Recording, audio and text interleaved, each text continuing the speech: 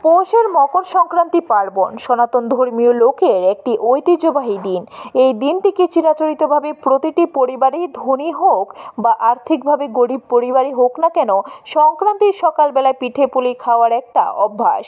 যে যেমন পারে খাদ্য অনুযায়ী অন্যান্য খাওয়ারও যোগান দিয়ে থাকেন।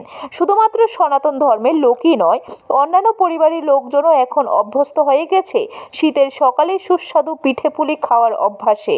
তবে ত্রিপুরার গ্রাম পাহাড়ে যথেষ্ট প্রচলনে এখনও রয়েছে মকর সংক্রান্তি উপলক্ষে এই সুস্বাদু পিঠে খাওয়ার। কিন্তু সব পিঠে এক নয়। মজা করে খেতে হলে প্রয়োজন পোড়া মাটির খোলা ও সরা। সোনামুড়া মহকুমার বিভিন্ন প্রান্তে পোড়ামাটির খোলা ও সরা নিয়ে কোমরপাড়া মৃৎশিল্পীরা বাড়ি বাড়ি ঘুরে ঘুরে বিক্রি করার চেষ্টা করছেন। দাম মাত্র 50 টাকা।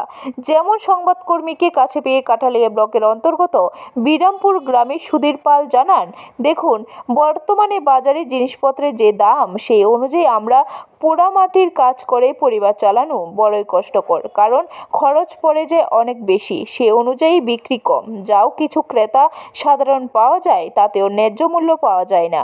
তার কারণ আধুনিক প্রযুক্তির যুগে প্লাস্টিকের ব্যবহারটা এখন রমরমা চলছে প্রতিটি পরিবারের।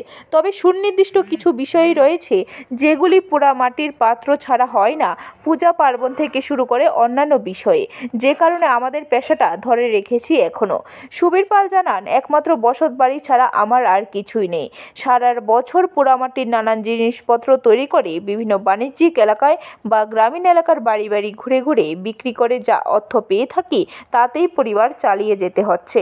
তবে নতুন প্রজন্মের যুবক যুবতীরা এই কাজে যুক্ত হচ্ছে না, কারণ এই কাজ করে পরিবার চালানো বড়ই কষ্টকর বর্তমান সমাজ ব্যবস্থাতে। বানাইছি, কম বেচা কিনিও আছে, মোটামুটি ভালো। প্রতিবারে 1800, 1900, এই 3 টাকা, 2400। ব্যুরো রিপোর্ট, খবর ত্রিপুরা।